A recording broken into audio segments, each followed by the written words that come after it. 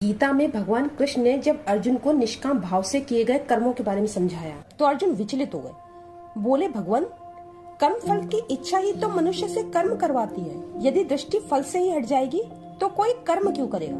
तो इस पर भगवान बोले, अर्जुन, कोई कर्म इसीलिए करेगा क्योंकि कोई कुछ तो करेगा।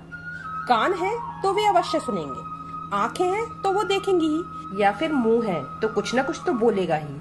बस ध्यान इस पे देना है कि कान है तो क्या सुन रहे हैं, या मुंह है तो क्या बोल रहा है, अथवा आंखें हमारी क्या देख रही हैं। वे बोले, यदि मनुष्य कर्म फल की इच्छा में कर्म करता भी है तो भी सिर्फ कर्म करना उसके वश में है, कर्मों का फल उसके वश में नहीं है।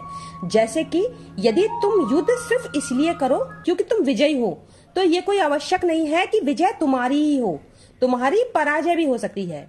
इसीलिए मनुष्य को कर्म निष्काम भाव से ही करने चाहिए, क्योंकि निष्काम भाव से किए गए कर्म अपने आप में फल भी है।